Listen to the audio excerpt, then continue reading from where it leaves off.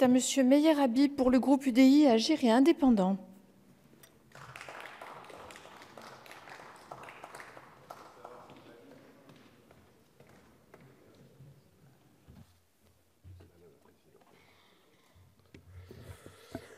Madame la Présidente, Monsieur le Ministre, Messieurs les rapporteurs, mes chers collègues, avec 2,87 milliards d'euros, les crédits de la mission Action extérieure de l'État diminuent de 4,5% à périmètre courant et 2,2% à périmètre constant. C'est un fait, Monsieur le Ministre.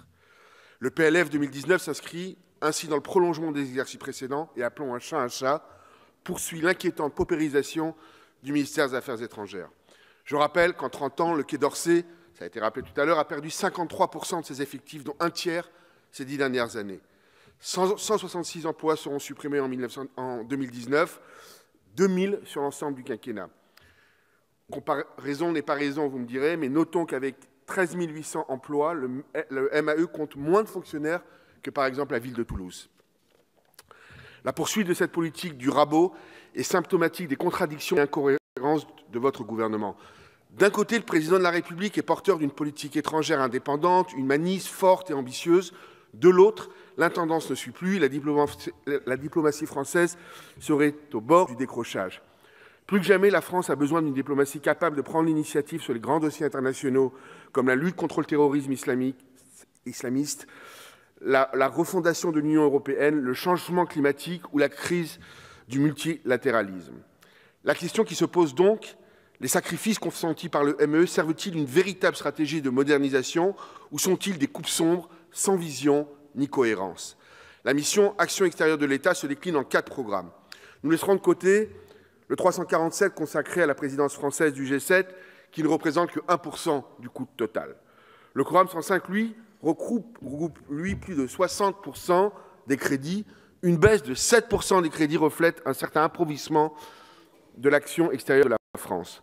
Dans cet ensemble, on peut saluer, Monsieur le Ministre, l'augmentation des crédits de l'action 5 au service d'une coopération renforcée dans la lutte antiterroriste. En revanche, les contributions aux organisations internationales reculent, vous le savez, de 10%.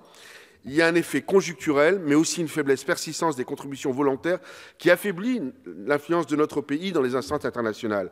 À titre d'illustration, la France est aujourd'hui un contributeur moins important que la Belgique ou l'Argentine, sans parler évidemment de l'Allemagne. De même, la chute continue des crédits de l'action 7 met en péril notre action diplomatique. Un symptôme est particulièrement préoccupant. Le recours effréné aux contrats locaux pour réduire la masse salariale. Ainsi, en février dernier, un chauffeur en contrat local du consulat général de France à Jérusalem a été appréhendé par les services de sécurité israéliens.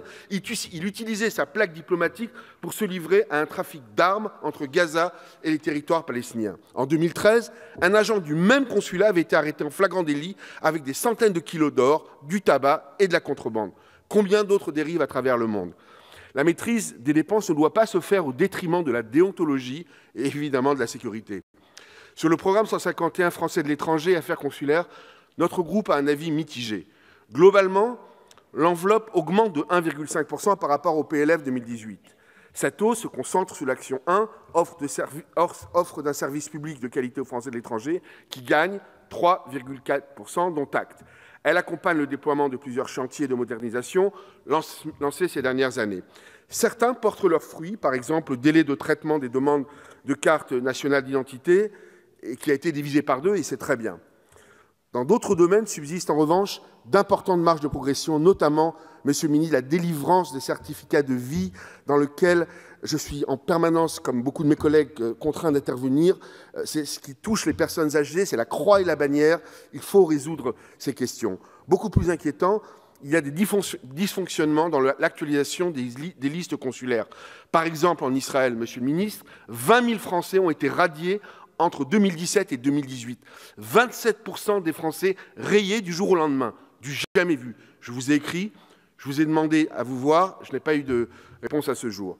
Des difficultés m'ont également été rapportées en Grèce, où des personnes décédées sont maintenues sur les listes consulaires, malgré la délivrance d'actes de décès. S'agissant du soutien à la vie associative française de l'étranger, le groupe UDI Agir Indépendant regrette que la dotation au dispositif STAFF, on en reviendra tout à l'heure peut-être, marque un recul de 30% par rapport à la réserve parlementaire. Surtout, il déplore, malgré les promesses, l'exclusion des députés et sénateurs du processus d'allocation de ces fonds, qui a pour effet d'éloigner les élus du terrain. Enfin, le programme 185 reflète une diplomatie d'influence qui manque d'ambition. Je termine en quelques secondes. La baisse des crédits de 2,6% frappe en priorité l'action 4, alors que l'enseignement supérieur et la recherche constituent des facteurs stratégiques d'attractivité dans un monde globalisé. Idem pour l'action 5. Cette année encore, moins 4% pour le lycée français de l'étranger. Certes, il y a des facteurs conjoncturels, mais cela ne saurait occulter les tensions budgétaires persistante auquel l'AEFE est confrontée depuis des années. J'ai été témoin de ce malaise tout récemment, début octobre, à Milan, au lycée Stendhal.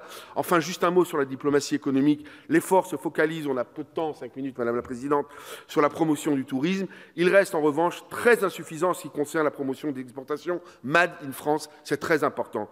Monsieur le ministre, mes chers collègues, malgré d'indéniables efforts, la trajectoire budgétaire de la mission Action extérieure de l'État est certes conforme à la loi de programmation des finances publiques, mais n'est pas soutenable si notre pays veut tenir son rang et développer une diplomatie agile et efficace. Le groupe UDI, Agir et Indépendants votera les crédits avec les réserves susmentionnées. Pour ma part, député des Français de l'étranger, je m'abstiendrai. Je vous remercie. Merci, monsieur le député. La parole